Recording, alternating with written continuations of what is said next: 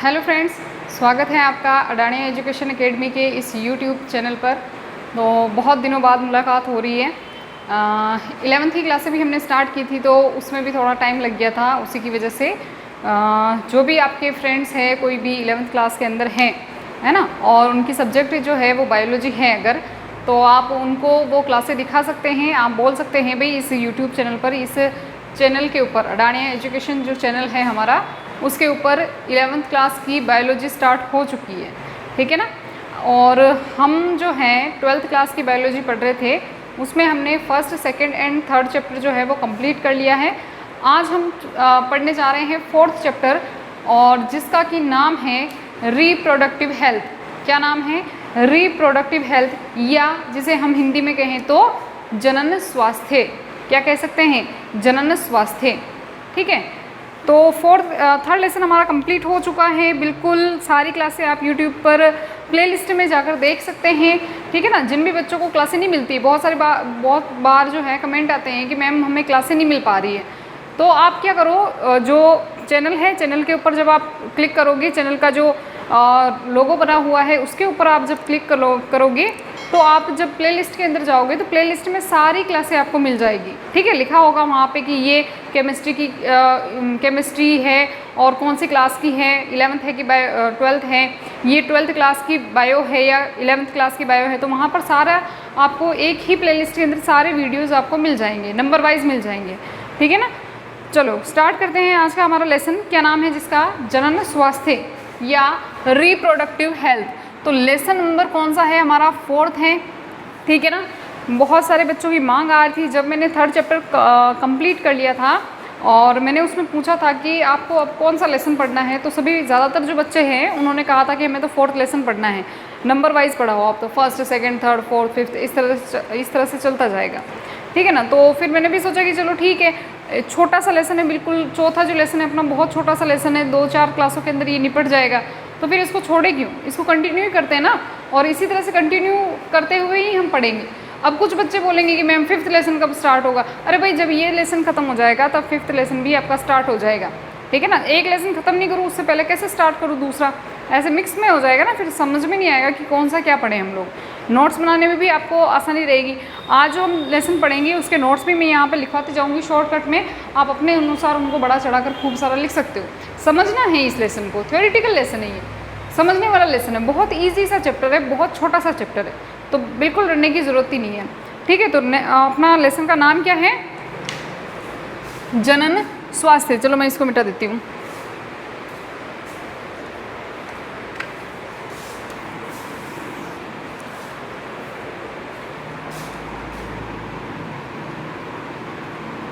जनन स्वास्थ्य। अच्छा, थंबनेल के ऊपर लिखा होता है कि कौन सा लेसन चल रहा है ना, किस क्लास का लेसन चल रहा है। फिर भी बच्चे आते हैं कि मैम ये लेसन कौन सा पढ़ा रहे हो आप? अरे पहली चीज़ तो ये कि थंबनेल पे लिखा हुआ है। नेक्स्ट चीज़ ये कि मैं हर बार जब क्लास स्टार्ट करती हूँ, मैं पहले बता देती हूँ कि ये वाला लेसन कौन सा है, क्या नाम है, इसमें क्या पढ़ने वाले हैं। तो आप क्लास को शुरुआत से देखो ना, तब समझ में आएगा कि हम पढ़ क्या रहे हैं। और शुरुआत से देखोगे तो हम जो पढ़ रहे थे पिछली क्लासों के अंदर, या जो भी हमने पढ़ा उसको हम वापस रिवाइज भी करते हैं, तो वो भी समझ में आ जाएगा। आप बीच में से क्लास देखोगे तो कैसे समझ में आएगा, ठीक है। जनन स्वास्थ्य, इसी को हम क्या कहते हैं? रिप्रोडक्टिव हेल्थ, रिप्रोडक्टिव हेल्थ, ठीक है। तो ये लेसन जो है हमारा वो जनन स्वास्थ्य के बारे में है। अब जनन स्वास्थ्य क्या होता है, इसके अंदर कौन कौन सी चीज़ें पढ़नी है वो आगे बताऊंगी मैं आपको, ठीक है। अच्छा, एक चीज़ और, यहाँ पर आया है नाम जनन का, ठीक है, जनन का नाम आया है, यानी कि ये बच्चा पैदा करने से संबंधित एक लेसन है। थर्ड चैप्टर जो हमने पढ़ा था उसमें हमने बहुत अच्छे से जनन अंगों की संरचनाएं पढ़ी थी, उनके कार्य पढ़े थे, ठीक है ना। तो जो बच्चा नया है, जिसने थर्ड चैप्टर नहीं पढ़ा है, पहले वो वाला पढ़े, ठीक है। वैसे ऐसा कुछ नहीं है, ये भी समझ में आएगा, बिना वो पढ़े भी समझ में आएगा, बट उनकी जानकारी बिल्कुल होनी चाहिए। थर्ड चैप्टर में जो चीज़ें हमने पढ़ी है उसकी जानकारी आपको बिल्कुल होनी चाहिए, ठीक है। तो और भी अच्छे से हम इसको समझ पाएंगे, ठीक है, क्योंकि उसमें बहुत सारी चीज़ें हमने समझी थी, तो वही कुछ चीज़ें इसके अंदर भी आएगी। फिर मैं डायरेक्ट नाम बताऊंगी, तो नाम से फिर आपको समझ में नहीं आएगा कि ये चीज़ें क्या है। तो पहले आप थर्ड चैप्टर पढ़ के आओ, ठीक है। तो देखो रिप्रोडक्टिव हेल्थ या जनन स्वास्थ्य, इस चैप्टर के अंदर हमें स्वास्थ्य के बारे में पढ़ना है। स्वास्थ्य यानी ये हेल्थ, लेकिन वो कौन सा स्वास्थ्य है? जनन स्वास्थ्य है, यानी जनन अंगों के बारे में जानकारी लेनी है।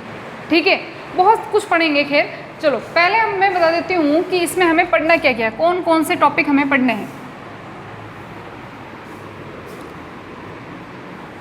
थोड़ा सा हम ये देखेंगे कि हमने इसमें पढ़ना क्या है, कौन कौन सी चीज़ें हमें पढ़नी है। ठीक है, तो सबसे पहली चीज़ जो हम पढ़ने वाले हैं वो यही पढ़ने वाले हैं, जनन स्वास्थ्य के बारे में ही पढ़ने वाले हैं, यानी कि रिप्रोडक्टिव हेल्थ के बारे में ही पढ़ने वाले हैं। क्या पढ़ेंगे कि जनन स्वास्थ्य क्या है, जनन स्वास्थ्य कैसे बनाया रखा जा सकता है। ठीक है, जननांगों की जानकारी लेंगे इनमें। ठीक है, और जनन स्वास्थ्य के क्या लाभ हैं, क्या हानियां हैं, ये चीज़ें पढ़ेंगे, जनन स्वास्थ्य के बारे में पढ़ेंगे। ठीक है, दूसरा है हमारा, दूसरा जो टॉपिक हम पढ़ने वाले हैं वो पढ़ने वाले हैं जनसंख्या के बारे में। देखो भाई आप सभी को पता है, अच्छा जनसंख्या को क्या कहते हैं? पॉपुलेशन। एक बच्चे का एक दिन कमेंट आया था, मैम आप इंग्लिश बहुत लिखते हो। अब इंग्लिश वाले कहते हैं कि मैम आप तो इंग्लिश लिखते ही नहीं हो। मैं क्या करूँ, मैं हिंदी और इंग्लिश दोनों में लिख रही हूँ, बट फिर भी इल्ज़ाम लगा देते हैं मेरे पे। तो मैं हिंदी और इंग्लिश में दोनों में लिखना चाहती हूँ ताकि इंग्लिश वाला बच्चा भी पढ़ सके और हिंदी वाला बच्चा भी पढ़ सके। और इस लेसन में तो मुझे कुछ इंग्लिश वर्ड्स का उपयोग करना पड़ेगा, क्योंकि इसके अंदर आपको जो शॉर्टकट में नाम दिए होंगे जैसे MTP, IUD, तो इनको आप, इनका पूरा नाम जब आपसे पूछा जाएगा तो फिर आप क्या बताओगे, तो मुझे लिखना पड़ेगा। ठीक है ना। हाँ भैया, दूसरा टॉपिक हम इसमें पढ़ेंगे इस चैप्टर के अंदर कि जनसंख्या जो है वो किस तरह से बढ़ रही है। आपको पता है कि लगातार हमारे देश की नहीं पूरे वर्ल्ड की अगर हम बात करें तो जनसंख्या जो है वो लगातार बढ़ती जा रही है। ठीक है, अब उसके बढ़ने के कारण क्या है? पहली चीज़ तो ये, अच्छा कितनी जनसंख्या बढ़ चुकी है, कब से लेकर, हमारे अगर इंडिया की बात करें तो हमारे इंडिया की जो इसके अंदर जानकारी दे रखी है कि 1947 के अंदर जब हमारा भारत आज़ाद हुआ था उससे लगाकर अब तक कितनी जनसंख्या हमारे देश में बढ़ चुकी है। और कारण क्या है बढ़ने का, क्यों बढ़ रही है भाई? लोग इतने सारे फैलते क्यों जा रहे हैं सभी जगह पे? पहले इतनी जनसंख्या नहीं थी, अब इतनी क्यों है? और अगर है तो उनका नियंत्रण कैसे किया जा सकता है? जनसंख्या नियंत्रण करना ही पड़ेगा। ठीक है, कारण बताएंगे क्यों करना पड़ेगा, ये तो सभी बच्चे खैर जानते ही हैं, बट फिर भी तो जनसंख्या नियंत्रण करने के लिए आप क्या क्या उपाय कर सकते हो वो चीज़ें हम देखेंगे यहाँ पे। ठीक है, जनसंख्या जो अनियंत्रित हो रही है, ये जो जनसंख्या विस्फोट जो हो रहा है, विस्फोट का मतलब क्या है? जनसंख्या बढ़ रही है, उसके नुकसान क्या क्या है, तो हम यहाँ पर पढ़ेंगे कि जनसंख्या जो है वो किस प्रकार से बढ़ रही है और उनके नुकसान क्या क्या है। तो जनसंख्या यानी कि पॉपुलेशन के बारे में भी हम पढ़ेंगे। नेक्स्ट हम देखेंगे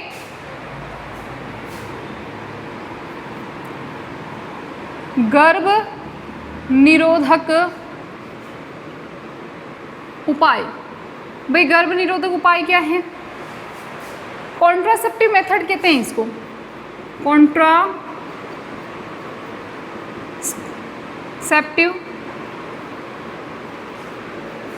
स्पेलिंग से एक बार आप चेक कर लेना क्योंकि स्पेलिंग इतनी मेरे को आती नहीं है ना। मेथड की स्पेलिंग ME होगा, मैं भी देख लेती हूँ, मेथड्स। ठीक है, कॉन्ट्रासेप्टिव मेथड्स। देखो मान लो ये जनसंख्या बढ़ रही है, जनसंख्या क्यों बढ़ रही है कारण पढ़ेंगे। कॉन्ट्रासेप्टिव मेथड्स क्या होते हैं? कॉन्ट्रासेप्टिव मेथड्स का मतलब ये है कि मान लो कि एक नर और एक मादा जो है, फीमेल एंड मेल जो है आपस में संपर्क में आ रहे हैं, उनके बीच में रिलेशन बन रहा है, बट वो नहीं चाहते कि उनका बेबी हो, अभी उनका बच्चा हो, वो अभी बच्चा पैदा नहीं करना चाहते हैं। तो उसके लिए कुछ मेथड्स पढ़ेंगे हम कि हम कौन कौन सी विधियों का उपयोग करके बच्चे पैदा करने से रोका जा सकता है उनको। ठीक है, मान लो कि दो पेरेंट्स हैं, उनके पहले से ही 2 बच्चे हैं, अब वो बच्चा पैदा नहीं करना चाहते हैं, तो उनके लिए कौन सी विधियां उपयोग में ली जा सकती है? तो जैसे कि हम कौन कौन से उपयोग में ले सकते हैं? कंडोम हो गया, ठीक है, और गोलियां हो गई, पिल्स जिसे अपन कहते हैं गोलियां, IUD यानी कि इंट्रा यूटेराइन डिवाइस। क्या बोलेंगे इसको? पूरा नाम लिख लो, इंट्रा यूटेराइन डिवाइस। ठीक है, ये ऐसे नाम पूछे जा सकते हैं आपको एक एक नंबर में कि बताइए आईयूडी का पूरा नाम क्या है, एमटीपी का पूरा नाम क्या है, आगे पढ़ेंगे एमटीपी वगैरह, तो इनका पूरा नाम क्या है। तो ये इस तरह से आपसे क्वेश्चन पूछे जा सकते हैं। तो नेक्स्ट हमारा टॉपिक क्या रहने वाला है कि गर्भ निरोधक उपाय। गर्भ निरोधक उपाय का क्या मतलब है कि आपको अभी बच्चा पैदा नहीं करना है, उसको रोकने के लिए यानी बच्चा पैदा होने से रोकने के लिए आप क्या क्या उपाय कर सकते हो, इनमें से क्या क्या उपाय कर सकते हो। ठीक है, इसमें बाह्य स्खलन भी इसी में आ जाएगा, पढ़ेंगे आगे। ठीक है, नेक्स्ट जो हम पढ़ने वाले हैं, मान लो बच्चा मान लो कि कोई फीमेल एंड मेल है जिन्होंने आपसे संपर्क बनाया, ठीक है, और उन्होंने इसका उपयोग भी किया, मान लो कंडोम का भी उपयोग किया, ठीक है, या और भी कोई दवाइयाँ वगैरह भी उपयोग की, लेकिन वो इफ़ेक्ट नहीं कर पाई। जैसे मान लो कि कंडोम फट गया या कोई और रीज़न की वजह से मान लो कि वो जो है फीमेल जो है वो प्रेग्नेंट हो जाती है, फीमेल क्या हो जाती है, प्रेग्नेंट हो जाती है, तो अब उसे बच्चा नहीं चाहिए, कोई भी रीज़न हो सकता है, नहीं चाहिए तो नहीं चाहिए, ठीक है, कोई भी फीमेल है उसे अभी बच्चा नहीं चाहिए, या कोई भी पेरेंट्स जो है उसको अभी बच्चा नहीं चाहिए, तो फिर इस कंडीशन में वो क्या करेगा, मान लो फीमेल प्रेग्नेंट हो जाती है और बच्चा नहीं चाहिए, तो फिर इस कंडीशन में क्या करेंगे, उनको कुछ ऐसी विधियों का उपयोग करना पड़ेगा जिसे हम नॉर्मली अगर बात करें तो अबॉर्शन के नाम से जानते हैं। अबॉर्शन यानी क्या होता है कि जब फीमेल प्रेग्नेंट हो जाती है फिर भी उसे बच्चा नहीं चाहिए, तो वो उस फीमेल जो है वो क्या करेगी, अपना अबॉर्शन करवा देगी। ठीक है, तो उसको भी यानी कि वो मेथड्स भी हमें पढ़ने हैं, तो उनको हम क्या कहेंगे, क्या कहेंगे, चिकित्सीय सगर्भता समापन। चिकित्सीय सगर्भता समापन, ठीक है, और इसी को हम क्या कहते हैं, एमटीपी। एमटीपी। अब आप कहोगे इंग्लिश में क्यों लिखवा रहे हो, अरे इसी तरह से आएंगे क्वेश्चन, ये कह देंगे कि एमटीपी का पूरा नाम बताइए, फिर क्या करोगे। ठीक है, तो इसका पूरा नाम क्या होता है, medical termination of pregnancy. Medical termination of pregnancy, MTP का पूरा नाम। ठीक है, इसे नॉर्मली अगर अपन नाम से जाने तो इसको क्या कहेंगे, अबॉर्शन कहेंगे। ठीक है ना, तो चिकित्सीय सगर्भता समापन है क्या, चिकित्सीय सगर्भता समापन जो है वो ऐसी विधियां हैं जब कोई भी फीमेल मान लो प्रेग्नेंट हो जाती है बट उनको अभी बच्चा नहीं चाहिए, तो उसके लिए वो क्या करवाएगी, अबॉर्शन करवाएगी। और अबॉर्शन का साइंटिफिक नेम हम ये साइंस में इसको क्या कह सकते हैं, चिकित्सीय सगर्भता समापन या MTP, medical termination of pregnancy. ठीक है, अब मेरे पास जगह नहीं बची है, 5वां पॉइंट में इधर लिख लेती हूँ। अब हमें क्या पढ़ना है, 5वां पॉइंट में आपको दिख जाएगा ना, एक बार मेरे को चेक करने दो, दिख रहा है ना इसमें, हाँ दिख जाएगा।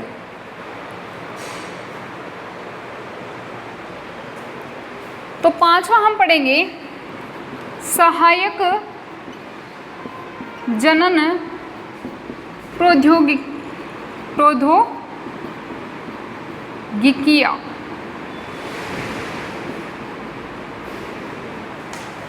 ठीक है, सहायक जनन प्रौद्योगिकियां।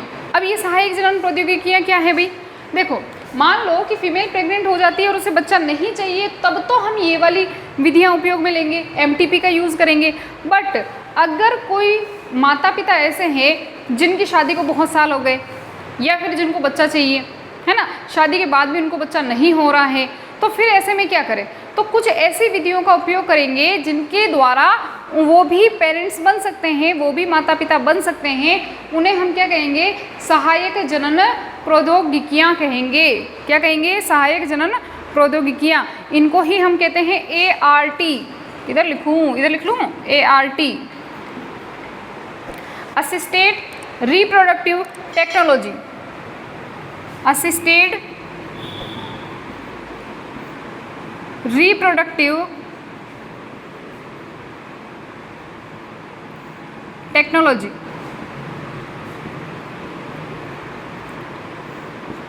ठीक है। असिस्टेड रिप्रोडक्टिव टेक्नोलॉजी किसे कहा जाता है? ART। ART का मतलब सहायक जनन प्रौद्योगिकियां। जो पेरेंट्स बच्चे पैदा करने में असमर्थ हैं, जो बच्चा पैदा नहीं कर पा रहे हैं, उनके लिए ये विधियां हैं। और जो नहीं करना चाहते हैं उनके लिए क्या है?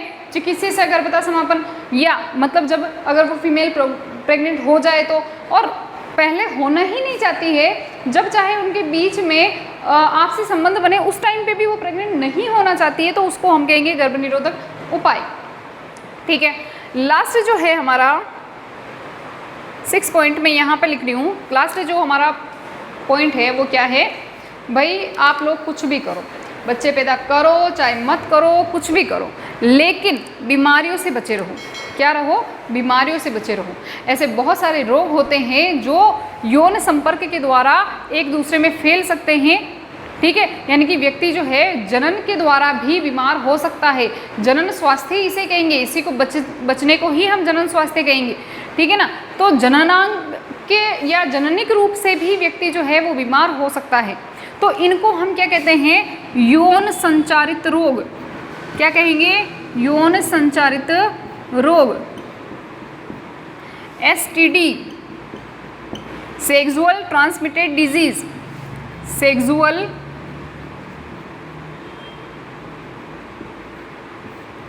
Transmitted disease.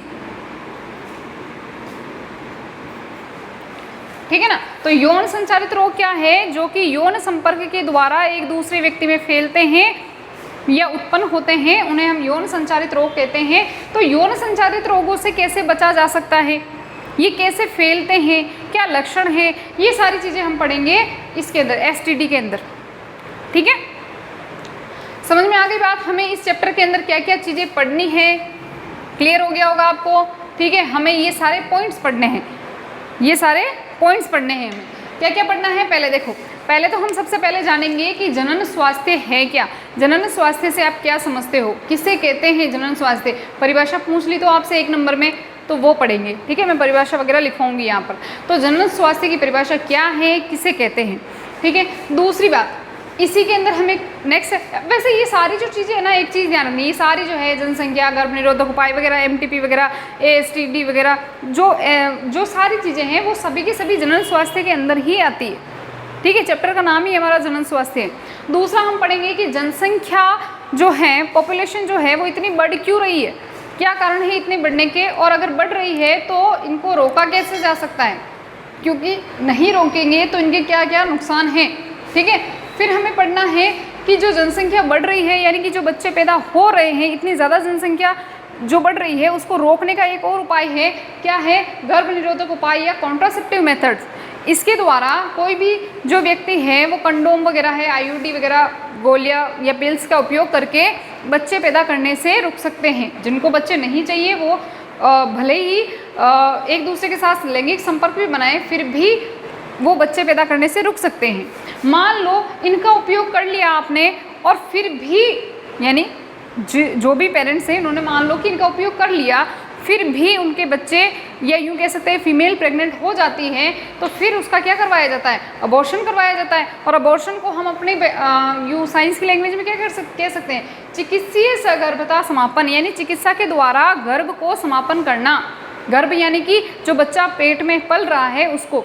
ठीक है। और इसे हम क्या कहेंगे? MTP, medical termination of pregnancy. ठीक है। अब देखो, अच्छा मैं यहाँ पे ये शॉर्ट नाम इसलिए लिखवा रही हूँ क्योंकि आगे बाई चांस मैंने ऐसे डायरेक्ट बोल दिया MTP, तो आपको पता होना चाहिए कि क्या है MTP क्या है।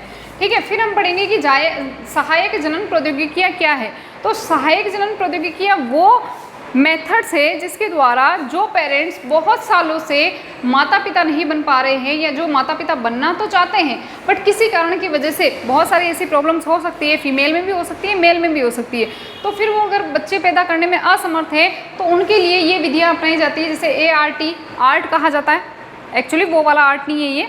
ठीक है। ART यानी असिस्टेड रिप्रोडक्टिव टेक्नोलॉजी कहा जाता है। इसमें कौन कौन सी विधियाँ आती है वो भी हम पढ़ेंगे।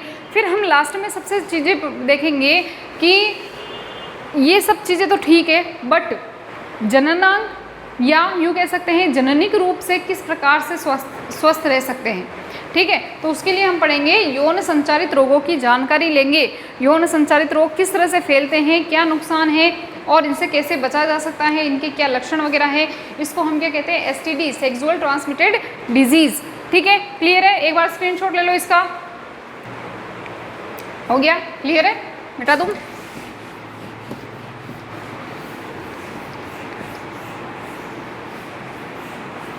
अभी तो हमने सिर्फ टॉपिक्स के नाम देखे हैं और उनके बारे में ये देखा है कि हमें पढ़ना क्या है, ये चीज़ें होती क्या है ना। अब देखो, अब स्टार्ट करते हैं हमारा सबसे पहला जो टॉपिक है जिसका नाम क्या है, जनन स्वास्थ्य। जनन स्वास्थ्य से आप क्या समझते हैं, किसे कहेंगे? रिप्रोडक्टिव हेल्थ आप किसे कहेंगे?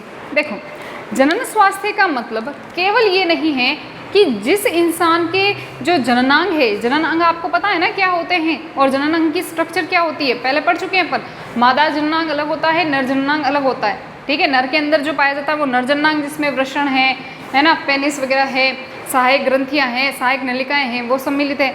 और मादा जननांग का मतलब क्या है, जिसमें ओवरीज हैं, जिसमें अंडाणु बनते हैं, फेलोपियन ट्यूब, गर्भाशय, भूल तो नहीं गए ना, सर्विक्स, यूटेरस वगैरह सब, मतलब सर्विक्स और वेजाइना वगैरह ये सभी सम्मिलित है।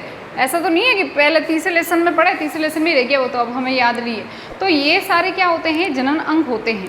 ठीक है, अब मान लो सभी हम लोग जैसे यहाँ पर सभी इस एरिया के अंदर या यहाँ पर रह रहे हैं, ठीक है, तो यहाँ पर जितने भी आसपास के लोग हैं, चाहे हम हो चाहे कोई भी और हो, तो क्या उनके जो जनन अंग हैं वो स्वस्थ है, वो बिल्कुल हेल्दी है, उनमें कोई प्रॉब्लम नहीं है। बट केवल इसी को हम जनन स्वास्थ्य नहीं कहेंगे। जनन अंगों का स्वस्थ होना ही जनन स्वास्थ्य नहीं है, इसमें बहुत सारे पहलू सम्मिलित हैं। जैसे एक तो मेरा ये बहुत ज़्यादा इसका टक्कर जो है परेशान करता है। तो देखो, जनन स्वास्थ्य इसमें हम क्या क्या चीज़ें रखते हैं, शारीरिक रूप से भी वो स्वस्थ होना चाहिए। शारीरिक मतलब उसके जननांग वगैरह, यानी कि पूरा शरीर ही स्वस्थ होना चाहिए। ठीक है, शारीरिक, भावनात्मक, जो आपके मन में आए डाल दो इसमें, भावनात्मक, व्यवहारात्मक, सामाजिक,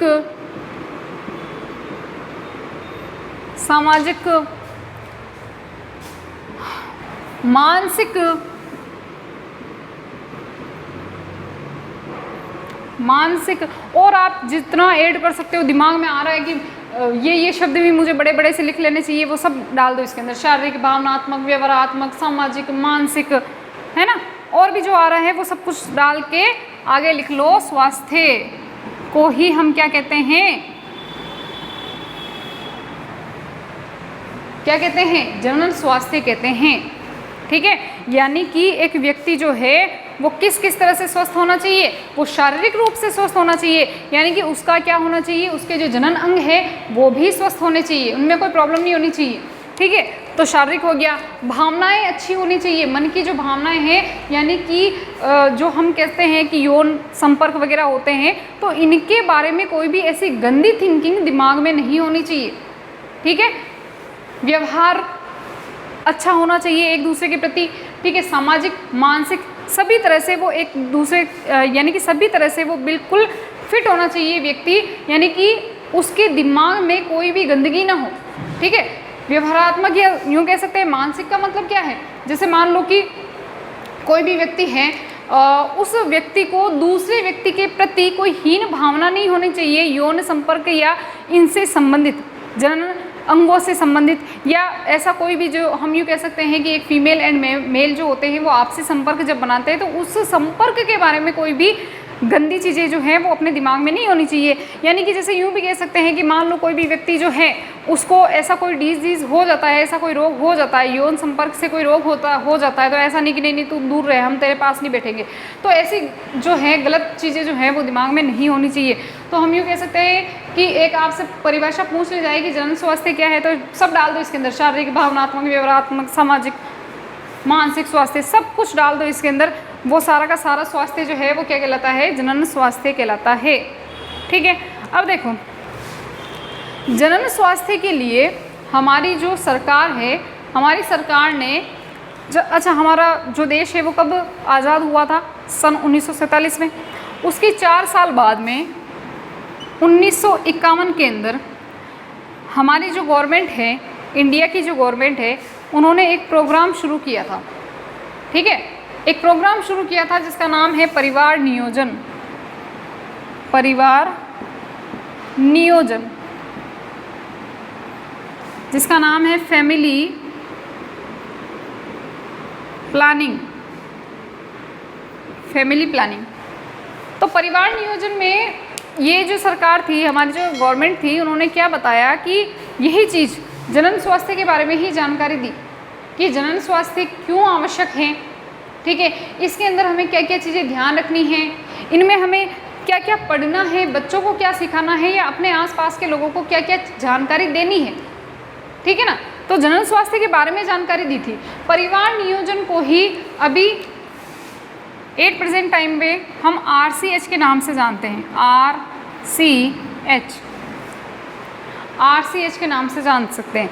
RCH का आपको पूरा नाम पूछा जा सकता है।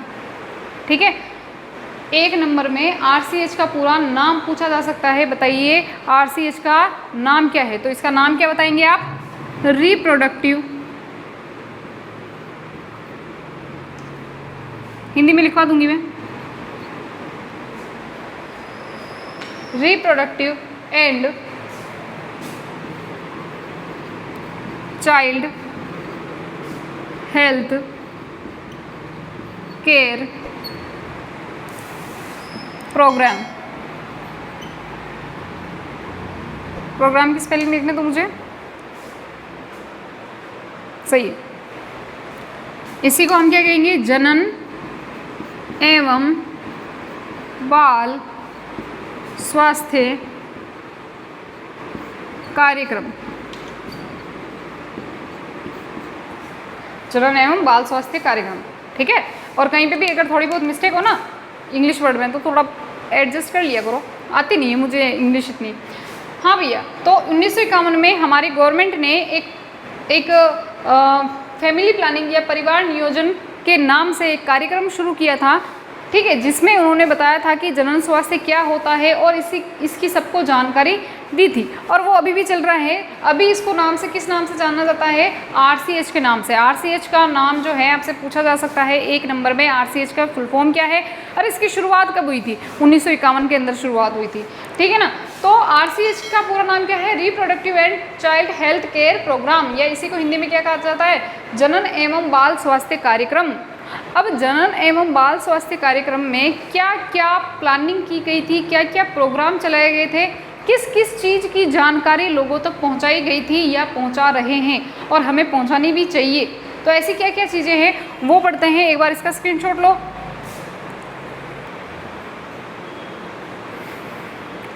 हो गया?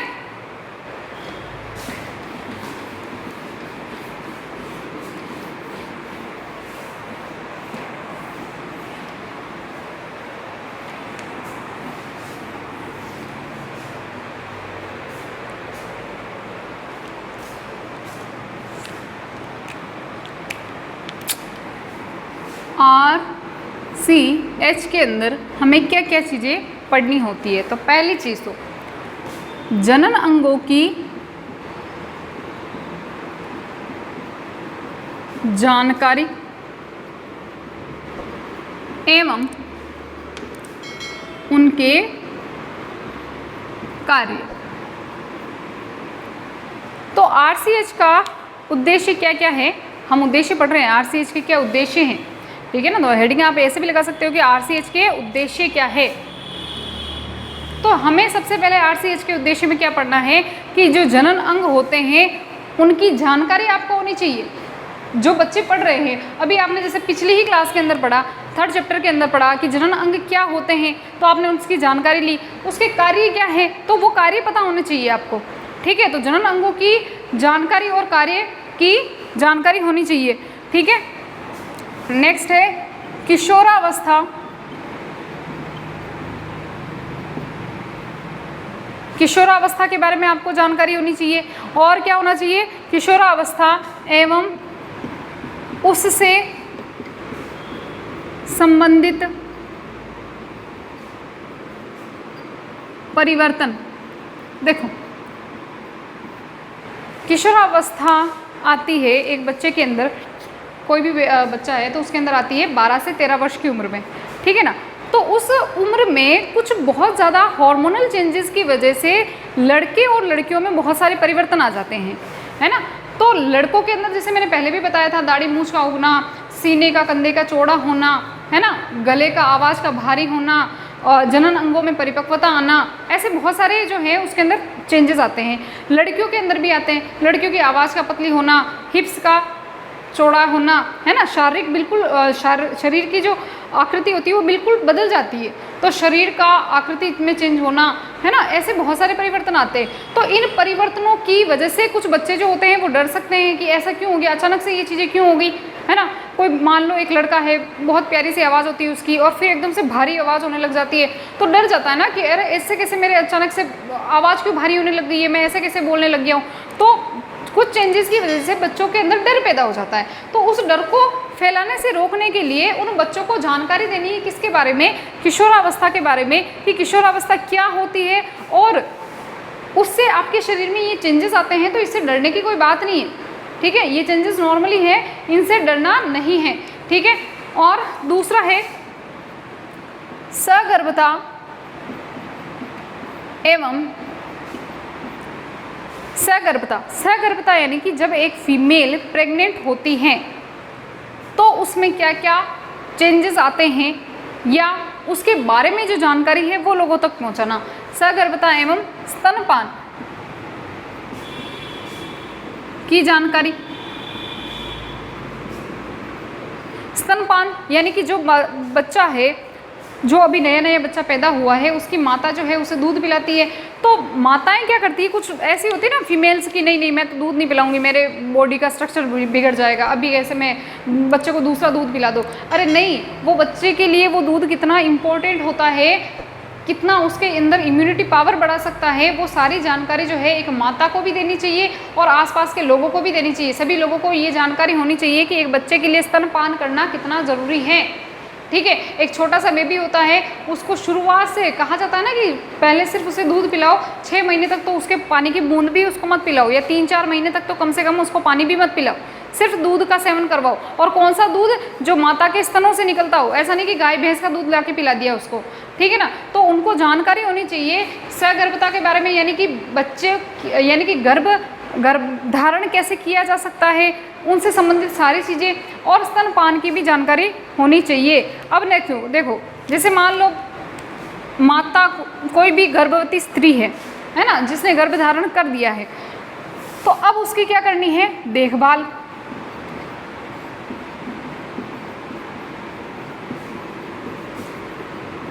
गर्भवती स्त्री की देखभाल करना, ठीक है।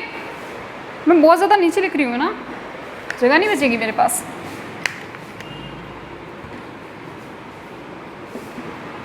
कोई भी प्रेग्नेंट वुमेन है, उसकी आप देखभाल करो। कैसे कर सकते हो?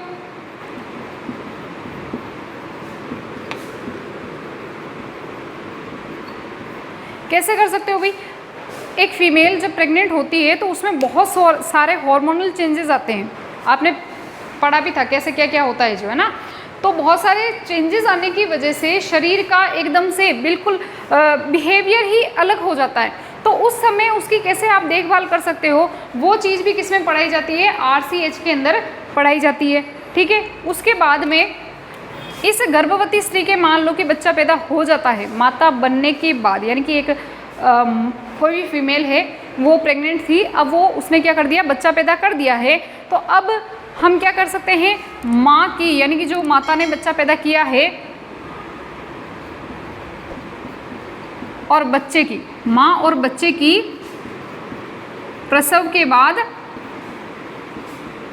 देखभाल। यानी कि एक माँ जो है उसने बेबी को अभी जन्म दिया है, तो आप बच्चे की और माँ की दोनों की कैसे केयर कर सकते हो? वो भी इसके अंदर सिखाया जाता है। ठीक है, नेक्स्ट हम देखते हैं यौन संचारित रोगों के बारे में।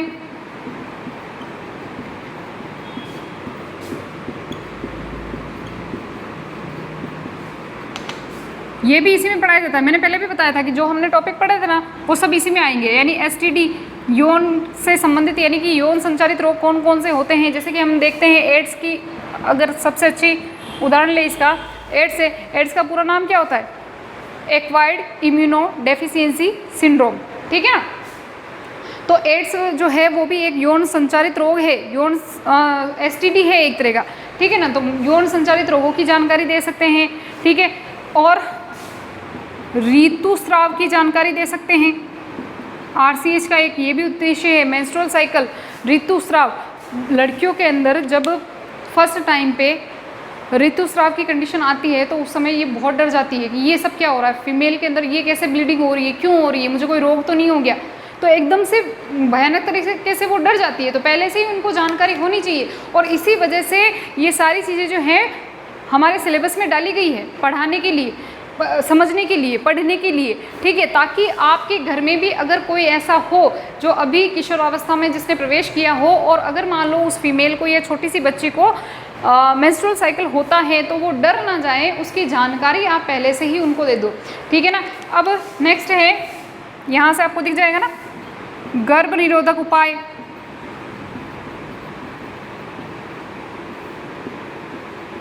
गर्भ निरोधक उपाय यानी अभी जो हमने पढ़ा था गर्भ निरोधक उपाय हो गया। ठीक है, इसी के अंदर आप और क्या देख सकते हो, एमटीपी भी इसी में डाल दो, एमटीपी की जानकारी।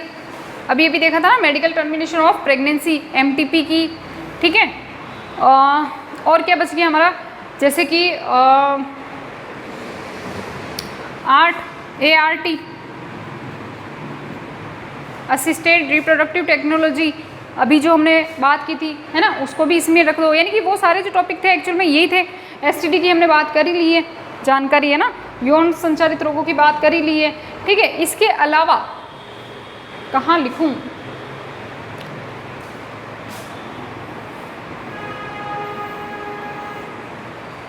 इसके अलावा और नेक्स्ट हम देख सकते हैं बंध्यता, या इसी को हम कहते हैं बांझपन। तो ये बंध्यता या बांझपन जो है वो क्या है, और इसके मामले में ये तो बहुत ही भयानक टॉपिक है। इसके मामले में लोगों की इतनी ज़्यादा थिंकिंग गलत हो जाती है कि आप भी जानते हो, अगर कोई स्त्री बांझ है, बांझ का मतलब उसको बच्चा नहीं हो पा रहा है, तो उसके लिए लोगों की थिंकिंग बहुत ज़्यादा गंदी हो जाती है कि तो बांझ है, इसकी शक्ल देखना भी ख़राब है। तो ऐसा चीज़ नहीं करना चाहिए उसके साथ में, है ना। वो स्त्री के ऊपर क्या गुजरती है फिर हम नहीं समझ पाते हैं, बट ये चीज़ नहीं करनी है।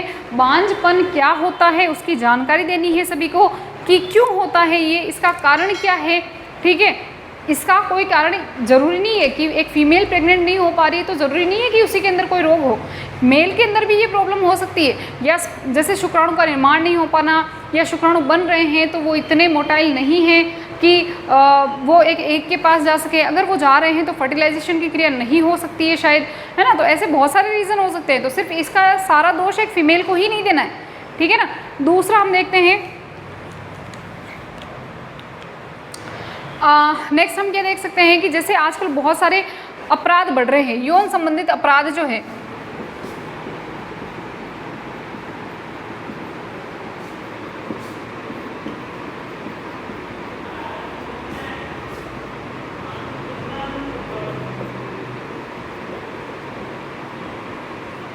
जैसे यौन संबंधित बहुत सारे अपराध बढ़ रहे हैं क्योंकि बच्चों को ये जानकारी ही नहीं होती है, या लोगों को ये जानकारी ही नहीं होती है कि इनसे नुकसान क्या क्या हो सकता है। जैसे रेप केसेस वगैरह बहुत सारे बढ़ रहे हैं, तो उनके बारे में लोगों को जागरूक करना। ठीक है, और बाकी तो हमने ये सारी चीज़ें पढ़ ली है। चिकित्सा से गर्भता समापन वगैरह भी इसी के अंदर आ जाएगा। ठीक है, और तो मुझे नहीं लगता कि कोई टॉपिक इसमें बचा है। और एक बार आप अपनी NCERT के अंदर देख सकते हो, क्योंकि इतना तो एकदम से मुझे भी याद नहीं आएगा, तो आप और देख सकते हो कि आप और RCH के अंदर क्या क्या ऐड कर सकते हो। ठीक है, तो एक बार इसका स्क्रीनशॉट ले लो आप, हो गया। ठीक है, तो ये पॉइंट्स आपको ध्यान रखने हैं कि RCH के अंदर क्या क्या चीज़ें सम्मिलित की गई हैं। ठीक है, पहला क्या हो गया अपना जनन अंगों की जानकारी और उनके कार्य, जनन अंगों के बारे में आपको पूरी जानकारी होनी चाहिए, उनके क्या काम है वो होने चाहिए ताकि आप उनको स्वस्थ रख सको, ठीक है, उनके महत्व को समझ सको। नेक्स्ट है किशोरावस्था है उससे संबंधित परिवर्तन। किशोरावस्था जब आती है तो लड़के और लड़कियों में बहुत सारे बदलाव होते हैं, तो उन बदलाव को देखकर कहीं वह किशोर डर ना जाए, उनसे संबंधित उनको जानकारी देनी होती है। सगर्भता एवं स्तनपान की जानकारी, एक फीमेल जब प्रेग्नेंट होती है तो उनके अंदर भी कुछ चेंजेस आते हैं, वो किस तरह से फीमेल प्रेग्नेंट हो सकती है ना, नहीं होने के कारण क्या है, उन सभी की जानकारी, और अगर वो फीमेल प्रेग्नेंट हो जाए और उसके बच्चा हो जाए तो स्तनपान की भी जानकारी देनी होती है, यानी कि आप बच्चे को फीड करवाते हो, मिल्क फीड करवा रहे हो तो उसके क्या क्या फ़ायदे हैं, और नहीं करवा रहे हो तो उसके क्या क्या नुकसान हैं, ठीक है।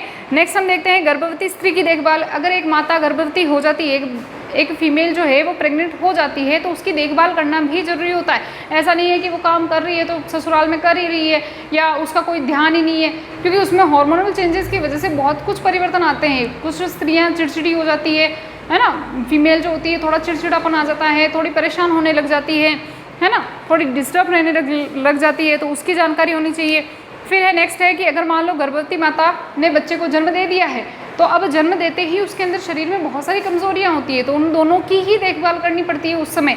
अगर उस समय अच्छी देखभाल नहीं की तो उसका भुगतान बाद में भुगतना पड़ सकता है, ठीक है। तो उन दोनों की क्या होनी चाहिए, प्रसव के बाद में देखभाल होनी चाहिए। नेक्स्ट हम देखते हैं यौन संचालित रोगों की जानकारी, एसटीडी की जानकारी, यानी कि यौन संचालित रोग कौन कौन से होते हैं, ये किस तरह से फैल सकते हैं, किन असुरक्षित यौन संपर्क से ये फैल सकते हैं, जैसे कि एड्स जो है इसका बहुत अच्छा उदाहरण है, इसके बारे में भी पढ़ेंगे हम, ठीक है। फिर हम ऋतुस्राव की जानकारी दे सकते हैं, मेंस्ट्रुअल साइकिल होता है तो लड़कियों में क्या क्या चेंजेस आते हैं, ठीक है। फिर हम देख सकते हैं कि गर्भ निरोधक उपाय वगैरह है, एमटीपी हो गया, आर्ट हो गया, है ना, बंध्यता, बांझपन यानी कि किस कारण से होती है, इसको किस तरह से दूर किया जा सकता है। यौन संबंधित अपराध की जानकारी, यानी यौन संबंधित अपराध को हम कैसे रोक सकते हैं। और एक और हम अगर ऐड करना चाहें तो हम ये कर सकते हैं कि लड़का व लड़की को क्या होना चाहिए, समान अवसर, लड़का व लड़की का समान अवसर, या लड़का व लड़की में समानता होनी चाहिए। ऐसा नहीं है कि कोई भी फैमिली जो है उनके अंदर भेदभाव कर रही है कि नहीं ये लड़की है ये लड़का है, चलो इसको अच्छी चीज़ें देते हैं और इसको हम थोड़ा नीचे ही रखते हैं। तो लड़के और लड़कियों में समानता होनी चाहिए, समानता होनी चाहिए, और लड़के और लड़कियों के अंदर क्या होनी चाहिए, समानता होनी चाहिए, उनको समान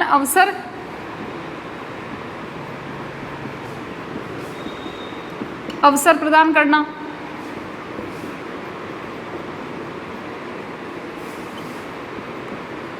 यानी एक नज़र से देखो, लड़का और लड़की में भेदभाव नहीं करना, ठीक है। और बाकी तो ये प्रौद्योगिकियाँ वगैरह हमने पढ़ी ली है। क्लियर है, यहाँ तक हो गया होगा, मिटा दो इसको।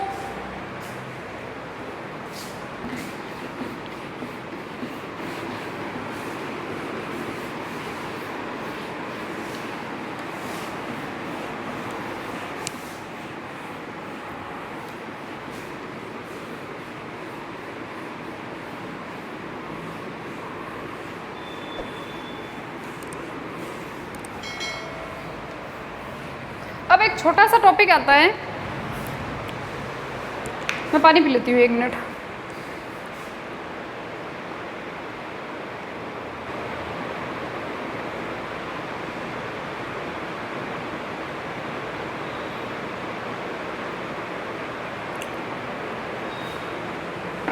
एक छोटा सा टॉपिक आता है जिसका नाम है उल्बवेधन, उल्बवेधन, या इसी को हम कहते हैं एमिनोसेंटेसिस, एमिनोसेंटेसिस, उल्बवेधन या एमिनोसेंटेसिस, ये चीज़ क्या है और इस पर रोक क्यों लगाई गई है, ठीक है। देखना ध्यान से समझेंगे इसको, उल्बवेधन या एमिनोसेंटेसिस। मान लो कि एक फीमेल जो है वो प्रेग्नेंट है और उसके गर्भाशय के अंदर जो है एक बच्चा पल रहा है, ठीक है। तो यहाँ पर मैं एक फीमेल बना देना चाहती हूँ,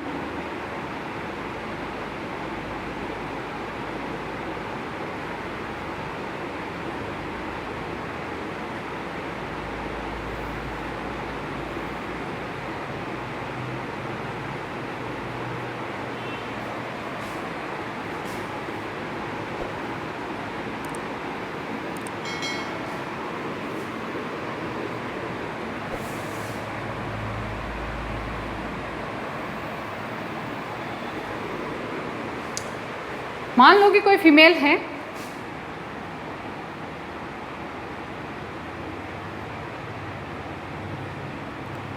और इस फीमेल के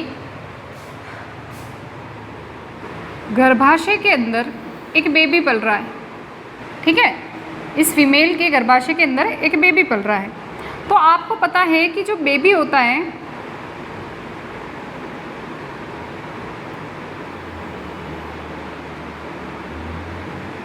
एक मिनट बच्चों, मुझे पूरा बना लेने दो।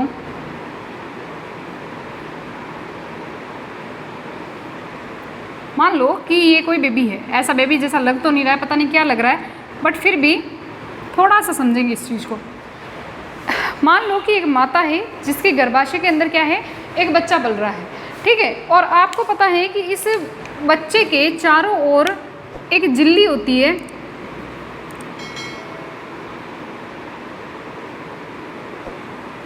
इस झिल्ली को हम क्या कहते हैं, एमनियोन कहते हैं। एमनियोन कैसे बनती है मैंने बताया था आपको पिछली क्लास के अंदर।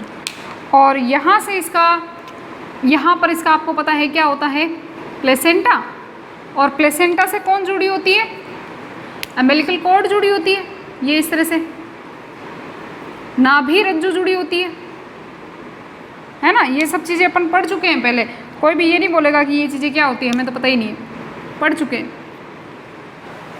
ये देखो, ये क्या है, इसे हम क्या कहते हैं, एमनियोन कहते हैं,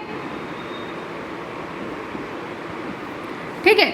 और इसके अंदर आपको पता है कि क्या भरा होता है, फ्लूइड भरा होता है, जिसे अपन क्या कहते हैं, एमनियोटिक द्रव।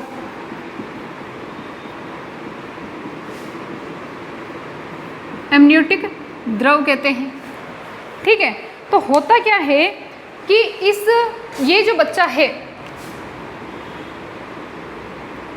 ये जो बच्चा है, इसकी सेल्स होती है, इसकी ये कोशिकाओं का ही तो बना है ना, पत्थर का थोड़ी बना है।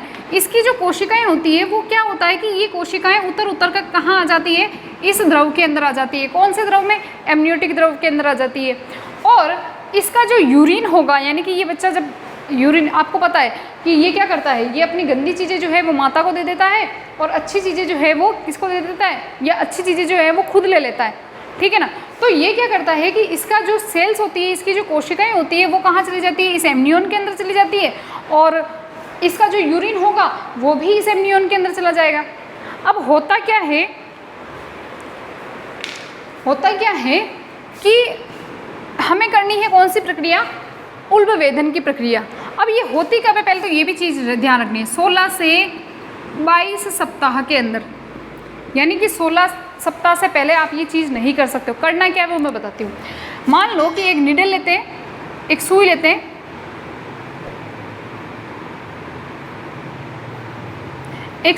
हैं, और इस सुई के अंदर क्या कर देते हैं, यहाँ का जो फ्लूइड होता है वो थोड़ा सा ले लेते हैं। कब होनी चाहिए ये प्रक्रिया, 16 से 22 सप्ताह के बीच में। 16 सप्ताह से पहले आप ये नहीं कर सकते हो, ठीक है ना। ये अगर करेंगे तो फिर अबॉर्शन का खतरा रहता है। तो इससे क्या कर लेंगे, एक नीडल लेंगे, और यहाँ से ये जो एमनियोन जो द्रव भरा हुआ है, एमनियोटिक द्रव जो भरा हुआ है, उसको इस नीडल के अंदर ले लेंगे। ले लिया, फिर अब इसको क्या करेंगे, इसका हम यूँ कह सकते हैं इसकी जानकारी लेंगे, या इसको हम देखेंगे जब माइक्रोस्कोप के अंदर या इनका कुछ भी चेकअप वगैरह किया जाएगा, तो हम इससे क्या क्या पता लगा सकते हैं कि क्या कोई गुणसूत्रीय विकार तो नहीं है इस बच्चे के अंदर, ठीक है। गुणसूत्रीय विकार क्या होता है, जब गुणसूत्रों की संख्या या संरचना में जब चेंजेस आ जाते हैं तो उसे हम गुणसूत्रीय विकार या गुणसूत्र से संबंधित विकार कहते हैं, ठीक है। तो जैसे मान लो कि इसके अंदर गुणसूत्र की संख्या होनी चाहिए थी एक जोड़े के रूप में, तो कितनी हो सकती है, जोड़े के रूप में ही होते हैं गुणसूत्र, कितने होते हैं, जोड़े के रूप में होते हैं, 2 हो सकते हैं, ठीक है ना, 2 गुणसूत्र हो सकते हैं। तो मान लो कि कहीं वो गुणसूत्र जो है एक ही तो नहीं है इसके अंदर, इसकी वजह से भी रोग हो सकता है। क्या मान लो कि गुणसूत्र होने तो चाहिए थे 2, लेकिन कहीं उसके साथ में एक गुणसूत्र एक्स्ट्रा तो नहीं आ गया है, या गुणसूत्र जो है उसके अंदर कोई टूट फूट तो नहीं है, टूट तो नहीं गया है वो गुणसूत्र, उसकी वजह से भी रोग हो सकता है ना। तो इन रोगों की जानकारी जो है वो इस द्रव के द्वारा ली जा सकती है। इस द्रव का जब हम चेकअप वगैरह करेंगे तो इससे पता लगाया जा सकते हैं कि कहीं गुणसूत्रों के अंदर किसी परेशानी की वजह से बच्चे में कोई गुणसूत्रीय विकार तो नहीं है, ठीक है ना। तो गुणसूत्रीय विकार को हम मिटा दो यहाँ से। गुणसूत्रीय विकार कौन कौन से हो सकते हैं, जैसे कि एग्जाम्पल लूँ मैं, टर्नर सिंड्रोम,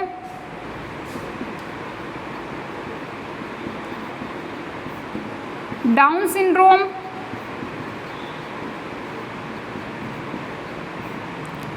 क्लाइनफेल्टर सिंड्रोम, ठीक है, क्लाइनफेल्टर सिंड्रोम, पटाउ सिंड्रोम भी और होता है ना। तो ये सिंड्रोम कहीं बच्चे के अंदर तो नहीं है, ये तो हो गए गुणसूत्रीय विकार। और एक और आता है मेंडेलियन विकार, इधर लिखूं, इधर लिख लूं, मेंडेलियन विकार, जैसे कि हीमोफीलिया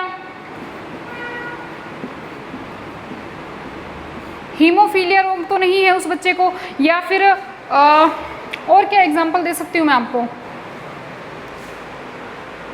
और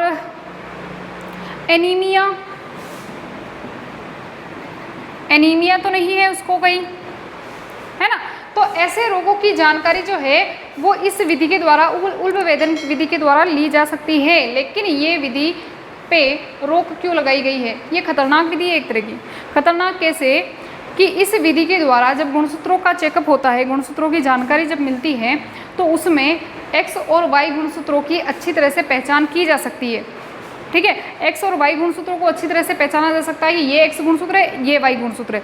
अब इससे क्या नुकसान होगा, आपको ही पता है कि अगर एक्स वाई गुणसूत्र है, यानी कि अगर हम फीमेल का जो गुणसूत्र को देखें तो क्या फीमेल के अंदर क्या होता है, एक्स एक्स, और मेल के अंदर एक्स वाई। और अगर इनको पता चल गया कि ये एक्स एक्स दोनों गुणसूत्र हैं, तो वो कौन होगी, लड़की।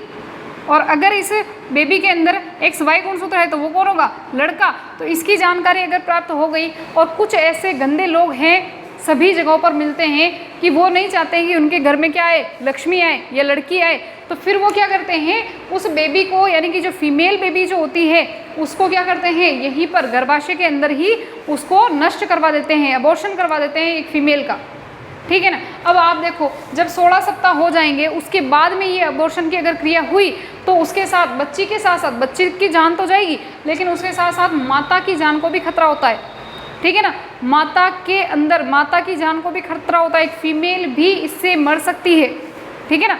और फीमेल क्या, दोनों को ही नुकसान पहुंचेगा, ठीक है ना। तो इसी वजह से इसके ऊपर क्या लगा रखा है, रोक लगा रखी है, बैन कर रखा है, इसको नहीं करना है ये चीज़। और बिल्कुल सही बात है, नहीं करनी है, बहुत ही गंदी चीज़ होती है, एक बच्ची को गर्भाशय के अंदर ही मार दिया जाता है, तो गलत है ना ये, ठीक है ना। तो ये क्या होती है, उल्बवेदन की प्रक्रिया है, इसी को हम क्या कहते हैं, एमिनोसेंटेसिस, ठीक है। कब होनी चाहिए ये, 16 से 22 सप्ताह के बाद में, यानी कि 16 सप्ताह के बाद में होनी चाहिए, उससे पहले तो होनी नहीं चाहिए, बट करनी ही नहीं है। क्यों नहीं करनी है, क्योंकि इसकी वजह से एक फीमेल फीटस का पता लगाया जा सकता है और उसको गर्भाशय के अंदर ही समाप्त किया जा सकता है। इसी वजह से ये क्रिया के ऊपर क्या लगा रखी है, बैन लगा रखी है। एक बार आप इसका स्क्रीनशॉट ले लो,